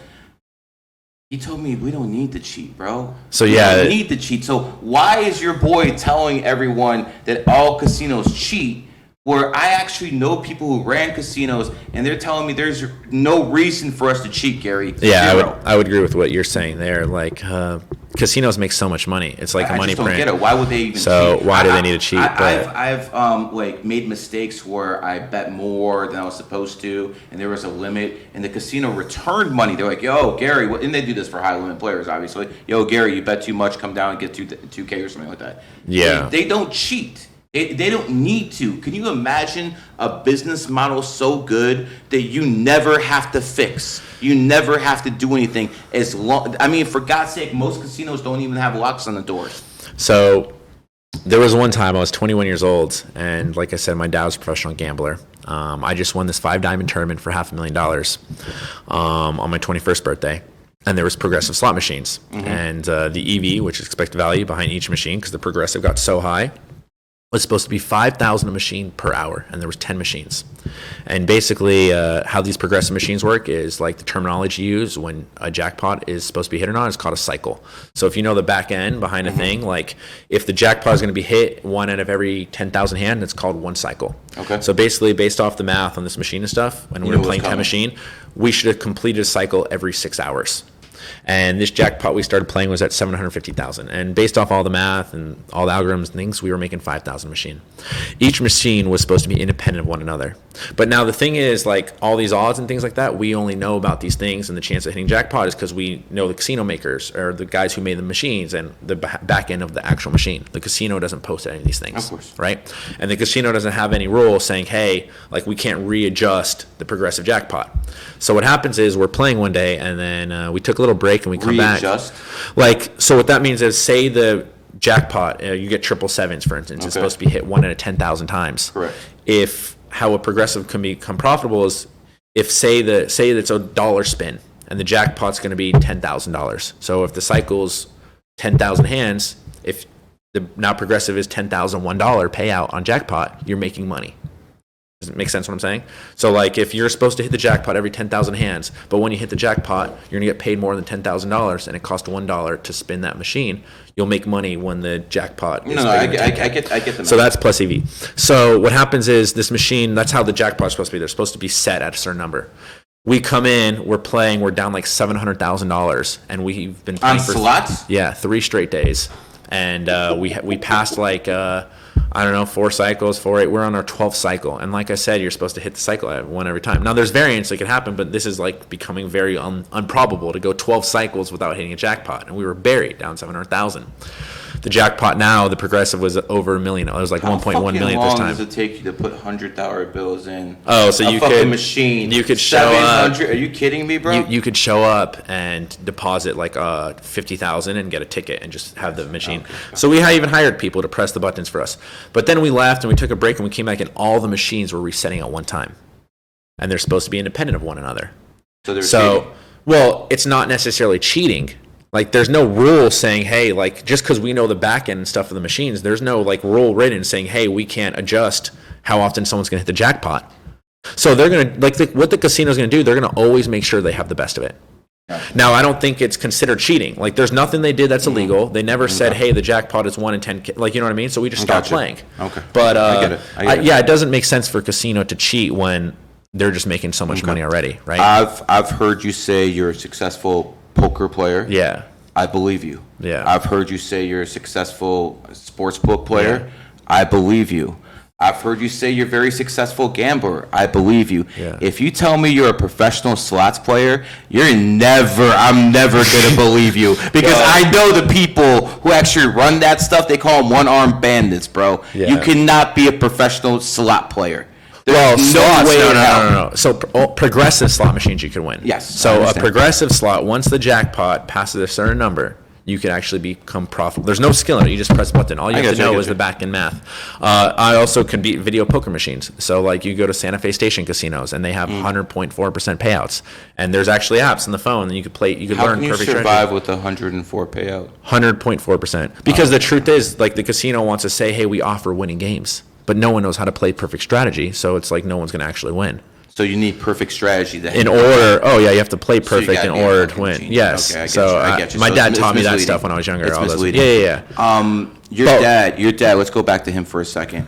What percentage of your success is because you were around this stuff? And before I go into that, you have Del Curry, who was a great basketball player, and he had Stephen Curry, who is one of the best of all time. Again, a father and a son who was actually better because the father put him in that environment, gave him all his knowledge. Is this something your dad did? Just everything he knew about gambling gave you that huge edge when you were such a young person and you just went fucking to work? So what's kind of fascinating is like how do I explain it? I wouldn't say that like I learned a lot of the mindset and what you got to do and not do when you're gambling. Like things that my father would do when he'd lose money or things like that and how he would take it on himself. I like realized his weaknesses and his flaws. And I would be like, okay, I'm not going to do this. And that's how I became so elite. So growing up around it, like I realized what you got to do, the do's and don'ts to be successful and not successful in this world. What's funny is doing business with my dad actually hasn't worked out so well for me. I told you about this progressive slot machine, lost $700,000 there. I bought a piece of him one time in a poker game and lost a few $100,000, and that's that. So I'm down $1 million doing business with my dad. So everything I've made actually has been on my own, and in this gambling world, me and my dad are completely unrelated. Like I do my stuff. No. What I mean is the fact that you were so good at what you do, you basically learn from his mistakes. Well, exactly, 100%. Okay. So seeing what my father did that helped him thrive and seeing what he did that helped him like not so much thrive and like his weaknesses is what I incorporate in my game and helped me for sure become like more successful. Would you encourage most people to gamble? Gamble, no. No. But you don't gamble, you have an edge. That's the way you perceive it. So one thing I do is so what happened with the Circa thing, I had all these people coming to me basically after this competition saying, yo, how do you refuse to like chop this $9 million? Like, what are you doing to have so much money? I was like, well, I sports bet. I play poker. And they're like, can you teach me? Like, I'm dead broke. So I was like, you know what? Why don't I come out and start helping these people? So that's what I've been doing lately. And Let's hear it. I started about a month ago and I've been releasing plays to people and I've basically been changing people's lives. I've have one guy turned 1,000 over 70K. I've met celebrities. I've made Offset over $4 million in this last month. I've made Rich the Kid $2.5 million. I've there's this one guy who's dead broke. His wife left him, and I basically made him enough money to get some lawyers so he could get his kids back. Fuck you, bitch. And screw her, right? But I've basically just been educating people and stuff on how to sports bet properly and teaching people like bankroll management things. A lot of people, like for instance, Offset, right? We became very close friends. He's like, dude, I was gambling with this guy for years, and now I was cut off from my bookie. Like, I need another one. I was like, that's what happens when you keep beating lines and you're making money. Like, he's not going to want your action anymore. If you're winning money, he's going to cut you off. So I had to find a new bookie and things like that. So I started selling my plays and stuff on internet and kind of becoming a household name, I guess, in the sports world. And you've been doing this for like a month, right? A month, yeah. Okay. So I've been doing what you're doing, obviously at a much lesser level, but I'm one of the bigger names out there with selling picks as well. Now, the questions that people ask me when I sell picks is, if you're so good at this, why do you have to sell picks? This is something I hear all the time. Okay. What do you say to that? So let's relate it to Mr. number 28, LeBron James over there. Let's hear it. If he's so good at playing basketball, why does he want to be paid top dollar to play basketball? It's not exactly the same. Well, it is because it's basically, it shows that you're worth something, right? So if you're going to do someone a favor, it's like, hey, like, I have a worth in this, right? And it's just like, I'm not here like whatever. So it's like LeBron, he is worth billions of dollars. Why does he need to be paid $20 million a year to go play basketball? It's just because, hey, I'm the best in the world. You pay me. That's what happens. Capitalism, baby. So yeah. So I mean, people are gonna have to pay me for my services, and 100%. I'm gonna make the money in return. Because if you want to make money off someone's back, that person is entitled to get some of that money that he makes you, correct? Absolutely, yeah. Okay, let's go to the next thing when people start selling picks. You're going to eventually have people who are going to start running around calling you a fraud because they went and bet with you on the wrong day. You're not going to win every day. So that's one thing that I probably preach. So there are a lot of, like, called touts, people that sell picks, I guess, right? They're just like, oh, I have a guaranteed winner. Oh, I have a play that's never going to lose. I win 95% of my. Yes. None of that stuff exists. Long term, for me, for instance, I have a 6% edge in sports, like overall, which once again, Vegas was built on 2%. So if I'm winning at a 6% clip, you are going to get real rich real fast. So what that means is, though, I'm winning 56% of my games long term, right? As of lately, this last month, I have won maybe 70% of my games. So I'm that's running unsustainable. It's not sustainable. I'm running above average. Okay, but that is something I want you to hear. You hear this guy? When you hear these guys in Vegas, and there's a lot of frauds out there saying 100%. We're gonna win 100%. Vegas Dave, I'm fucking 100-0 on the Major League Baseball season. Some bullshit like that. Absolutely. As soon as I said 70% is unsustainable, he fucking said it too. Yeah. Because he's being honest with you. Yeah. Listen, I've been on great runs too. I start the NFL season, I'm something like 21-7, 75% against the line. That's unsustainable. Yeah.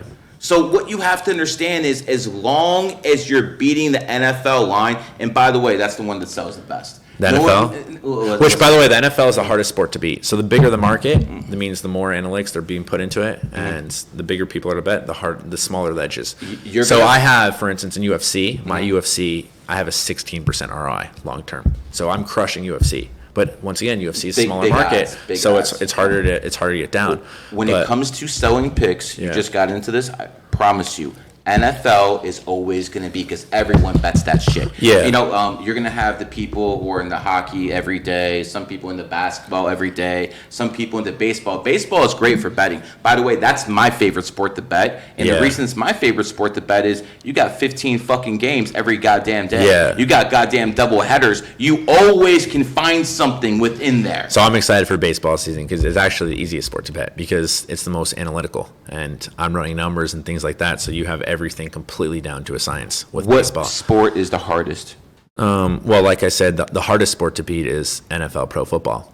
Because there's you don't think it's NBA? No, NBA is a smaller market than NBA, NFL, right? So it's like a smaller market, but I'm just talking about consistently beating them against the line. Not calling winners, you're going to beat every sport. The lines. So the thing that's nice is like in NBA, there's more the more stats there is in something, the easier it is to win.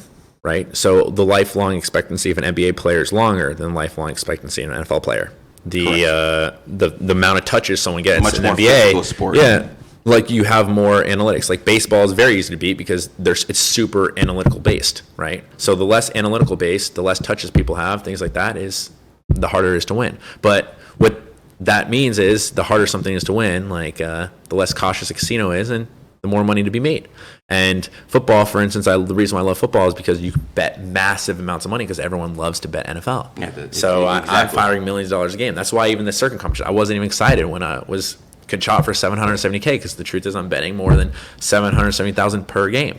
Let's go through a typical NFL week. There's about 14, 13 games. Oh, I have action on absolutely everything. Okay, you have action every single fucking game. Yeah. Are you betting overs and unders too? Everything, yes. Okay. Do you move lines? Do you buy points? Never buying points. No, that's unless you want to make your account seem whaley. So I'll explain to you. When you buy a point through a sports book, you're paying 10 cents. Correct. Right? Or when you buy half a point. So what that means is you're going to say, hey, my team is +9. I want them to go to +9.5. You paid extra 10 cents. But the truth is that's minus EV, because half point is only worth 7 cents, maybe 8 cents, depending on what number it is. And actually, I'll teach you guys a way to determine your edge as well. So like each 2 cents is worth 1%. So say you have the Lakers +10, -106, meaning you have to bet $106 to win 100.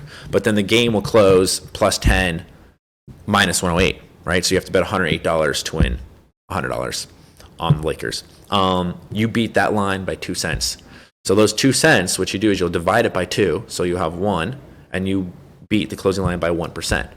But what you got to do is, in order to beat the closing line, you look at the middle. So what the middle means is, if say one side is +10 +10 -08, and the other side is -10 -106, the middle is going to be +10 -10 +01. I understand you. Yeah, I understand everything you're saying. I'm trying to simplify it for the fans. You're talking Klingon to these people, yes, bro. I'm trying my best to simplify it. Okay, that's why they have us to do it for them, right? Let's go back from the NBA buying a point. Let's talk about overs and unders on hockey. Yeah. You have a 5.5. And are you going to take that down to like 5 to make sure? Never. These are one of the things that if you ever buying points is like somewhat bad, right? Now what you can do is to like make yourself look sharper. Like, so when people ask me to buy a point, I'm like, in general, like, nah, you shouldn't like just bet. So even if the game is 3 and you want to buy that extra hook for 3.5, you're telling me never. Well, some numbers are more valuable than others, right? Okay, that's so if you can be from 2.5 to 3, like, and you only have to pay 10 cents, that's phenomenal, because that's worth like 17 cents, right? Okay. So I'm just making sure there are exceptions to the rule. There are exceptions, but when you bet through the sports books, they know these exceptions, so they're going to charge you. Hey, instead, if you want to buy from this half point, you have to pay 20 cents. Right, so the sports book in their eyes is always going to want the best of it. Of course, and that's what I mean. Like, once again, the casinos will always want the best of it, but that's where people like me come and play, and the experts. Yeah, exactly. My personal opinion on this: if you're going to do straight bets, almost never. I'm going to say not never, but almost never buy points on straight bets. But if you're going to do a parlay, and you have something at +1,400, they can move down to +1,200 just because you're buying a few points here and there. On a parlay, it's worth for the insurance. On straight bets, I don't believe it is. Well, I think on any bet it's not profitable, but on parlays, it's not worth taking that hook to 3.5. I mean, no, it's also like those people that, like, for instance, they bet an 18 parlay and they'll be on like one of these apps, right? And 7 teams hit, and they're like, you know what? Screw it, I'm buying out. I'm going to pay the VIG and just lock up my money. And I tell people, that's like the worst thing ever. If you were going to do that, like, only bet 7 teams. Don't bet 8 teams, because now you just paid double juice for no reason. Do you ever hedge? I would never, ever hedge unless I'm getting the best of it hedging. You understand? Do you always straight bet? Because if you always straight bet, there's no point in hedging. So parlaying is good because you could if you have an edge, right? So what I do is, like, casinos, like, so if your dog, your casino's getting the best of it, they love when you parlay, because in theory they're amplifying their odds. But now if I have the best of it and I parlay, I'm amplifying my odds even more. But the thing is, what I do is, because I'm getting so much down, I try to look for certain numbers and things like that, so it's hard to parlay. And I'm, in general, like, betting against businessmen or, like, in things, I'm more straight betting than parlaying. Gotcha. Now I do release parlays every day and things like that for people that want to, which is also good. Like, any form of gambling that there is, I have an edge in. When you do parlays and you give out parlays, what is the typical plus on a parlay you would give out? So it just depends. Like I could give out 3-teamers, 5-teamers now. What's the difference between minus 500s and minus 150s in a parlay? Oh, I'm not never putting in big favorites and things like that. So so minus 150s max with you. Maybe max minus 300s and things like that. I'm basically, so what I'm doing is I'm putting in my shoes in the shoes of my consumer, and I'm trying to figure out, okay, like in general, where's your bankroll at and things like that, and what's best to optimize for them, right? So a lot of these people that are buying, they're trying to make it and things like that. It's hard for someone to come off the street and bet a minus 500, right? Like I would do it, but like someone who's like not in that situation is would hard. You straight bet a minus 500? Absolutely. Really? 100%, yeah. You put $1 million down to win 200,000? Yeah, 100%. You would really do that? Yeah. You know what's funny, actually? One of the biggest bets I've ever made in my life was one of my sharps told me, I bet on the elections. And my mom is a diehard Republican. My family is very Republican and things like that. And me, I'm just a free person. Whatever happens. Like I know that my vote isn't going to matter, right? So I don't like stress over politics or things like that, and I just go with the flow. And so I live in a. There's any difference between Trump and Biden? Well, there is, but like, why am I going to take? So one thing is, I'm very focused on myself. Like, why waste my time and energy to worry about what's going on outside world when I have no impact on it? It does impact you to a point. You can say it's minimal. Well, it's very minimal, and the amount of time I could spend there, I could just spend working and making more money. Right? Gotcha. So it's like, hey, why don't go vote? You have impact. Oh, the truth is, I could have a bigger impact. Instead of wasting the hour to go work, I could just go vote. I could just make an hour, work for an hour, make a bunch of money, and donate that money to charity. That hour I made, and have a bigger impact on the world than me voting one time. But I made my biggest bet ever. I bet over 90% of my net worth on Biden to become president. Because my friend was like, yo, I'm looking at these numbers and Biden's just going to win off the pre-polls and things like that. It's over, you know what I mean? Before election. Like you could actually figure out who's winning elections before things even happen. And it's crazy. A lot of those same people said Hillary Clinton in 2016 though. Well, they probably were on the wrong side. And I was too young to be gambling at that point. So that's at the point. But so Biden, what's happens comes, and I bet 90% of my net worth on him. And would you bet 90% of your net worth on him now? If I'm given the right analytics and told by the right person, and see, this is a pure-blooded capitalist right here. He don't give a fuck. No, I'm about making money 100%, and I wanted to get the best of it. And so what happened was he's like, "Yo, this guy's gonna win," and so I bet him at minus 200. So meaning I had to bet $200 to win 100, right? And I'm just there, and the night of election, I'm calling my mom. I go, Mom, I just want to let you know, she's my number one supporter. I go, I have every dollar right now on Biden to become president. And she starts crying. She goes, how dare you fucking bet against Trump? He's the greatest thing ever. This is like the kind of person that gambles with like intuition or instincts and has emotion. Like I'm very emotionless when it comes to this stuff. I'm purely just want the best of it and try to make money. And so what happens is, she's like, I hope you lose and take this as a learning lesson. I'm like, Mom, if the president of North Korea, who's known as the most evil person in the world, was running for presidency right now of our country, and I bet this amount of money, you better be praying that he becomes our president, because we could just take our money and move to the next best country. Like that's the way I live in America right now, because I think it's the best place in the world. So if what's the next stop? Macau? Nah, I mean, I like Dubai a lot. Dubai? But Dubai is a great place. They have gambling like this in Dubai? Massive gambling, actually. Sports gambling too? Well, so gambling's illegal in Dubai. That's what I'm saying. But all the money is in Dubai, and they have massive underground poker games there. Yes, 100%. That I've never personally partook in. We never partake in anything illegal. So so like what happens is the night of the election comes, and Biden goes from like minus 200, which means he was 200 whatever, to now you can get him at like plus 500.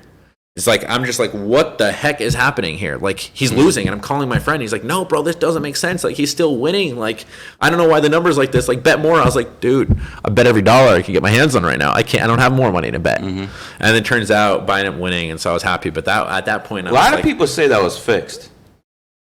I mean, it could be, and that might be why. And you don't give a fuck because you still got your money. I'm on the right side. I got you, brother. So I'm not sitting here saying the reason why I bet, but for me to bet, like I never advise to bet 90% on absolutely anything in your life ever, right? There's this model no eggs in one basket. So there's this model called the Kelly criterion model, and basically what that is, it determines like the optimal way to achieve richness. Like if you want to become as rich as possible, you study the Kelly criterion model and you figure out how to become the richest most optimally. And like basically there's like things like this. For instance, say you have like a 70% edge, or I'm just giving hypotheticals, it'll tell you to bet like 50% of your net worth. Like it's very aggressive, right? But if you have like a 3% on something, you bet like 3% of your net worth, or like a 10% edge on something, you bet like 13% of your worth, and things like this. And it's the way, and if you lose, you keep adjusting your number. And the Kelly criterion model, if anyone wants to learn like proper bankroll management, things like that, you assess what your edge is on something and then put in the system, the formula, and you follow it. And that's how you achieve optimal net worth without ever going Mark broke. Cuban told me, if you believe in something, all fucking in.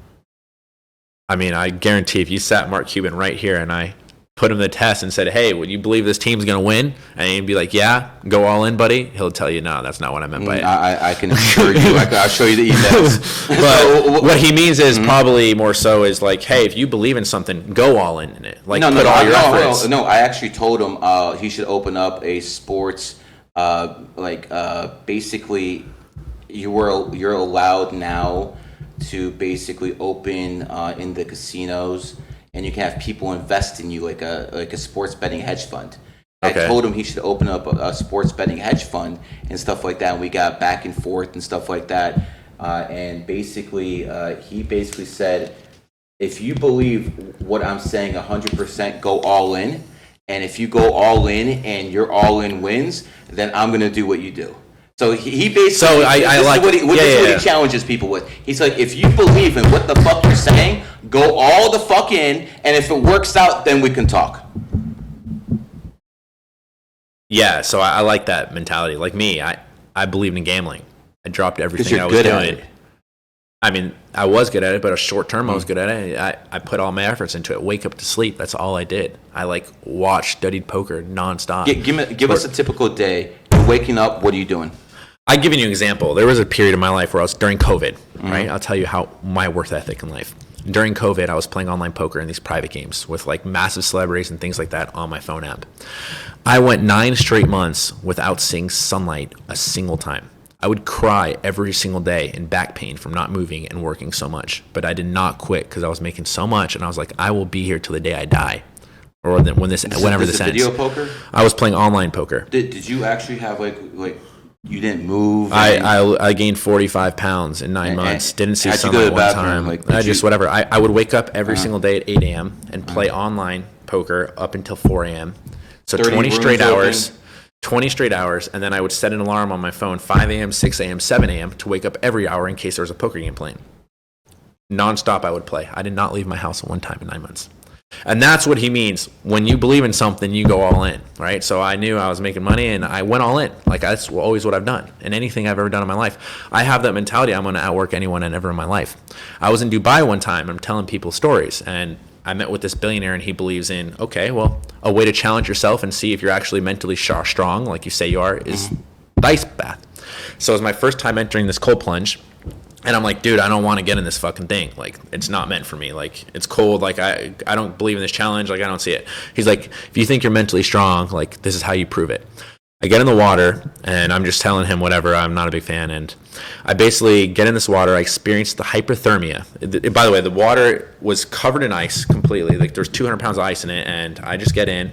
First time ever exposed to the cold plunge. And at the 18-minute mark, I experienced hypothermia. And I still wasn't quitting. And I was in there 22 minutes until he had to pull me out because he didn't know if it was safe or not anymore for me to be in there. Because people that get that long, basically, you have to know. So you were stubborn motherfuckers. I was basically in there to prepare to die. I was the first person that he's ever had to actually personally remove from the cold water. And he does it every single day. He does it for thousands of people. He's actually a billionaire, and it's one of the ways that he deemed his success is like, I'm able to separate my mind from my body, and if you could do that, you could push yourself beyond any measure in anything in life, and he uses it to business. So I basically proved him correct that I am mentally stronger than anyone he's ever met, and I've always believed that, and I've actually been basically paralyzed for 6 months before because I used to go to the gym, and there was this guy in the Navy SEALs that thought he was mentally the strongest person he ever met. So we'd go to head-to-head every single day for 4 straight hours. I mean, he was lifting more than me and things like that. But I would go hard, and then I would stay an extra 2 hours after him. And I would keep going every single day to where I couldn't walk anymore. And after 6 months... David Goggins, too. Yeah, I couldn't move. I was literally bedridden for 6 straight months. And I had to start doing dry needling all the things and fascia manipulation. Now my fascia is super messed up. I can't even lift the weight. I have to swim and stuff to push myself because I've pushed myself too hard and things. At least you're in the right place of the country. But yeah, the swimming out here is really nice. I was at some pool today, and I was swimming like overlooking the ocean. It was like beautiful. It's incredible. But, how do people find you? What is your website if they want to? So if they want to, because obviously you know what the fuck you're doing. So if people want to jump on your bandwagon, how do they do that? So you go to my Instagram at Sean Perry Wins, and you just click the link in the bio, and it's actually very simple. You don't have to know anything about sports betting whatsoever. You just follow the link. I send you the play, and you just download any app of your choice, and you just basically, if I say bet Clippers +7, you bet Clippers +7, and long term you will make money. Okay, let me ask you this: you send in the line that says Clippers +7. Yeah. The line's changed. Oh, they can get a 6.5.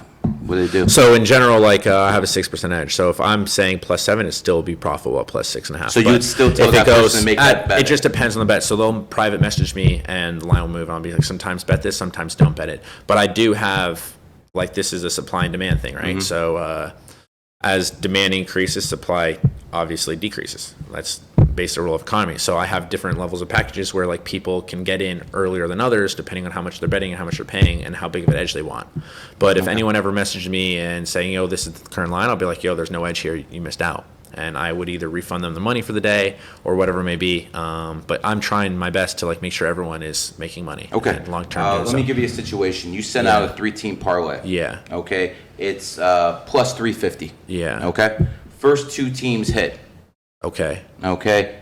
And people ask to hedge, right? People are asking you, do I hedge? Yeah. Are you telling them, okay, yes, no? And if you do tell them to hedge, are you telling them to hedge to the point where they can make a little money no matter what happens? Or are you just trying to cover a bet? Yeah. What are you doing? So I tell everyone, first of all, you never want to make a bet that you can't afford to gamble with, right? So if someone's like, I'm trying to go all in on this play, I always tell them, I advise you heavily not to do this, right? I second that. Like long term, you just want to get the best of it. So when you hedge, I always tell people never hedge because you're paying double juice by hedging.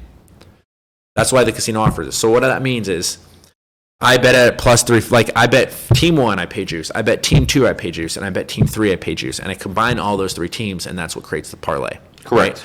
So if I'm going to hedge after my first 2 bets hit, what that means is I'm trying to cancel my 3rd bet. So I paid juice originally to bet team 3. Now I'm going to pay extra juice to take away team 3, so I'm double paying juice. But hold on a second. If that 3rd team loses, you win nothing. Yeah, if you were worried about the sizing, you should just bet smaller. You were betting too big if you need a hedge. That's what I tell people. You should never, ever want to hedge. I mean, I'm looking at this. Now, in the Circa competition, it was different. Like, I get why people wanted to chop because they turned 1K into 770,000. I get it. Right? But that's why I'm like, yo, I can. So hedging is good if you can't. Well, does the size of the parlay at least matter with you? Well, if it's a number that basically, this is how I advise people. If you have a 15-teamer and you hit 14 legs and like, oh, this is life-changing money, I just tell them, okay, it makes sense to hedge. Like, yes, you're taking the worst of it here, but because like you want to lock up the money for your bankroll and things like that, but you're not getting the best of it by hedging. But like life-wise, you're getting the best because now you're gonna have a bankroll, things like that, right? Or you could pay your rent or whatever it may be that your position you're in. But I always just advise, if it ever comes to the point where you think you have to hedge, that means you were betting too big. Well, beforehand. I mean, okay, I'm just gonna, give a few examples. I've been in Vegas. I'm pulling 6-figure numbers, betting this and that.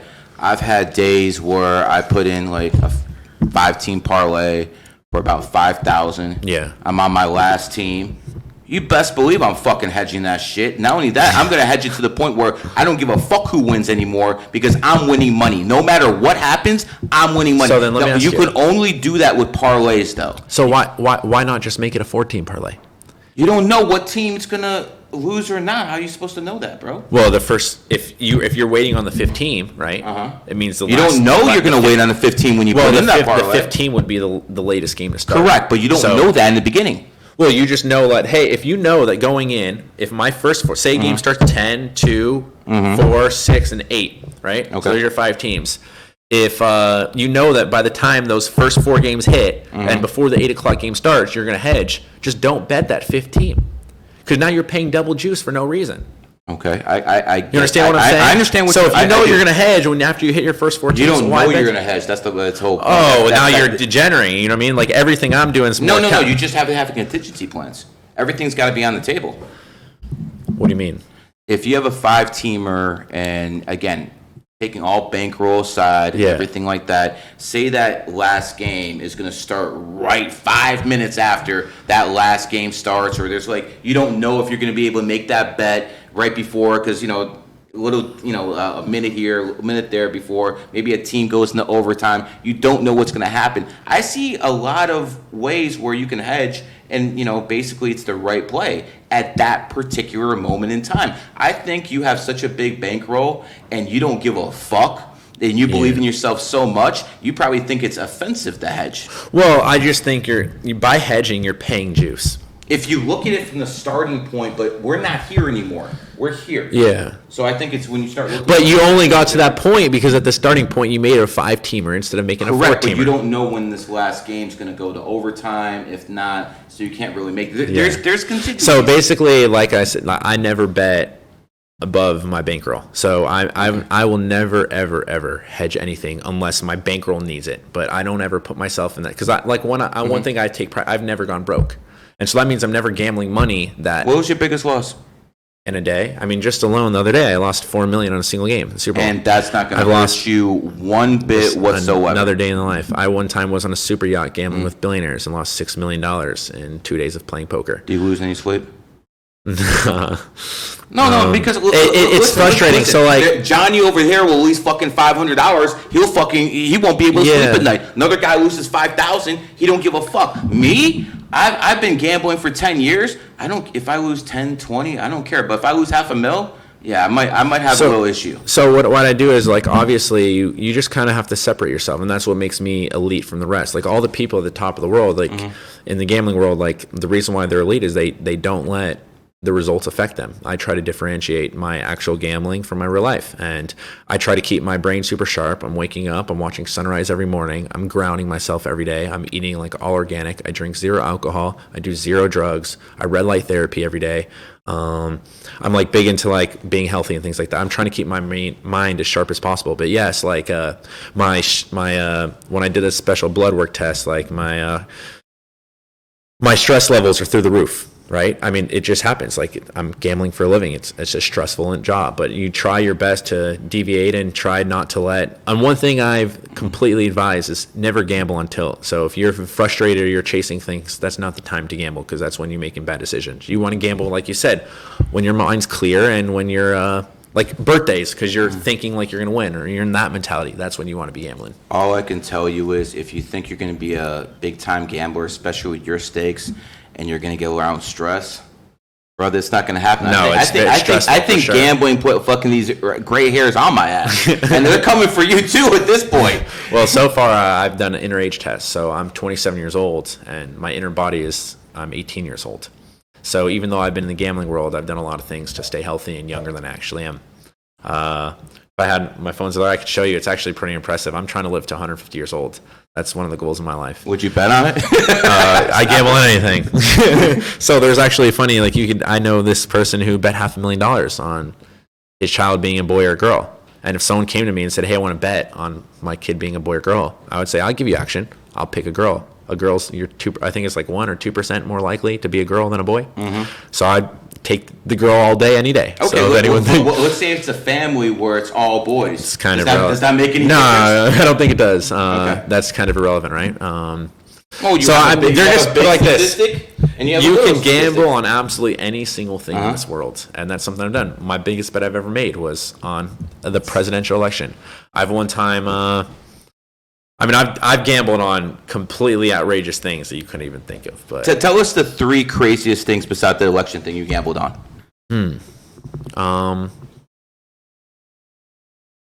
Let's think.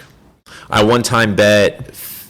So you don't want to know what's funny when you talked about, hey, when you gamble against people and you purposely lose, so they think you're an idiot. So I was in which country was I in? I'm in Cyprus. So it's a legal island, basically, where off of Greece. Russian mob and control. yeah, so the Russians are allowed there, so you can gamble massive there. The Russians are allowed, the Chinese are there, and you go and you basically gamble on a piece of paper, and then afterwards they send you the money. No documents, nothing. And there's this guy who was a billionaire, he's in the tournament. He actually made the tournament structure, and I bet against him on the tournament structure, knowing he was right. So I bet my $50,000 to his $10,000, by the way. So I gave him 5-1 on his money that he was stating the wrong thing about the tournament structure when he was the guy who made it. So I purposely knew I was going to lose this bet, right? So I'm going to basically give him $50,000 here in a bet, and he's going to think I'm an idiot, and I'm going to go play cash games with him afterwards and beat him for over $1 million. So that's a time that I just gave away $50,000. You're straight up manipulating people. Yeah, 100%. You just got to create an image. But you know what people? You know what people born in the year of the rat are best at? Manipulation. Yeah, that's their secret power. Another thing I recently just gambled on, I'll tell the story because it's fresh. Starting last week, I have a very good friend of mine. He has this girlfriend that's very bad for him and toxic. And he calls me and goes, dude, I need to get over her. Like, she's ruining my life, like, causing a bunch of stress, whatever. And I was like, all right, man, like, let's make a bet. Like, I'll bet you. I basically bet him $50,000 that he won't sleep with that girl for the rest of the year. So now if he sleeps with her, I prepaid him too. So I gave him the $50,000 saying, yo, if you sleep with this girl now, you owe me back $100,000. So I made a $50,000 bet on one of my good friends to not sleep with his now ex-girlfriend for the rest of the year because she's very bad for him and his life. So you basically gave your boy some incentive. I'm trying to give my friend $50,000 to not be with this girl because she's bad for him. And he called me. He's the one that wanted it. And he's my friend, and so I obviously want the best for him. So that's just something I'm gambling on just in everyday life. He's also a gambler. Seems like you gamble more than Dana White. Well, Dana White definitely he likes to gamble too. But I'm in action every single day. But Dana White is a lifelong loser gambling. Yeah, obviously he's over there playing blackjack every single day, not getting the best of it at the Red Rock. But I'll meet him pretty soon and hopefully teach him a thing or two. UFC, I think 299's here in a few weeks. Oh, here in Florida? Yeah, Miami. So UFC is my biggest edge sport. But one thing you'll realize is I actually don't even watch the sporting events. I don't either. Yeah, I don't watch any of these. I don't watch any of these sporting events because I don't want to be like basically influenced by what the commentators say or anything like that. I just want the raw numbers. I think me and you might be looking at a little different numbers, but we're basically looking at raw numbers. Like what you're doing is absolutely mind-boggling. Okay. I'm basically, doing a few parlays a day. You're betting every fucking game, bro, and over and under. Well, that's insane. Anything there is to gamble on, I have action for sure. What were you doing during COVID? Japanese baseball, because that's when I started betting Korean baseball. So you want to hear Japanese baseball? Tell me about the COVID. So I don't know. There was I was gambling against this one billionaire one time. And how many billionaires do you know, bro? Because I know about 30, and it seems like you know more than me. Well, it's because I'm in that world through poker and things like that. That's why all the sharpest handicappers in the world are working under me, because I have all the outs and things like that. I'm connected. I'm very well So anyone connected. who's actually really good, who was your competition, you basically said, yo, fuck all of this, come under my wing. Well, it's not necessarily competition, but it's like, hey, people are making money. I'm also making money, right? Like, it is competitive and whatnot. But yeah, I provide people that were making like maybe a $500,000 a year. I said, hey, come work under me. And I have a team of other people that are really good. Let's combine all our knowledge, build a super team, and we'll beat everyone else. What do you think? Let me just put some names out there. What do you think about guys like Vegas Dave? Man, if you have some money, show up. Let's post money, and we'll fire against each other until no one has any more money. But basically, that guy. So Steve Stevens. All these guys are. So none of these guys came from the real world of gambling. They just started marketing and selling sports plays. And Vegas Dave hit like 2 bets that were futures or whatever, and ran with it, right? And if he really thinks he's a winning gambler, I'm happy to go head-to-head, buddy, and we fire $1 million a game. I mean, we would have to post money from somewhere until someone has no more money. Accounts? Yeah, absolutely. But I'm very confident. Like, I heard stories of this guy. He fires 2 sides. And anyone that's going to come out saying, oh, I win 100% of my games, or I went 90-2, it doesn't exist. I saw emails that someone got from him. He said he won maybe it was 123 or 132 baseball games in a row. Yeah, he'll guarantee he'll win. Listen, the guy. What? That guy's a clear fraud. But I mean, it just goes to fact. Go to his social media page. He has his comments turned off. I'm fully transparent. I'm one of the only touts out there that have every one of my comments turned on. Like have nothing to hide. I keep everything as real as possible. Steve Stevens. I don't know who that. He's another tout. Yeah. Phony, obviously. I mean, listen, I'm putting this challenge, any tout out there, if you want to come and put your money where your mouth is, we go $1 million a game head to head, post money in escrow. I'm known to gamble absolutely massive. Show up with the money and let's bet. I would love it. Like, I'm looking for more. I would have took your Super Bowl bet if I was on the Chiefs. What's up? I would have loved to take it, but I got a sick line. So your line was probably like, I got -1.5. So once again, you got -1.5 in 49ers? Yeah. So you probably got +2, right? Yes. So we wouldn't have been able to get extra. Because one thing to do is I'm always getting good lines too. So I'm on the right side. Yes. Chiefs money line. And my thinking was very simply. So I actually bet. See, because I have like a guy like you who's always in my ear telling me, yo, everyone's betting the Chiefs. Everyone's betting the Chiefs. The Vegas is like fucking only lost twice in 30 times before this. The 49ers. I'm looking at it as the NFL is all about money. Yeah. And they want a whole bunch of new fans. They want a new fan base.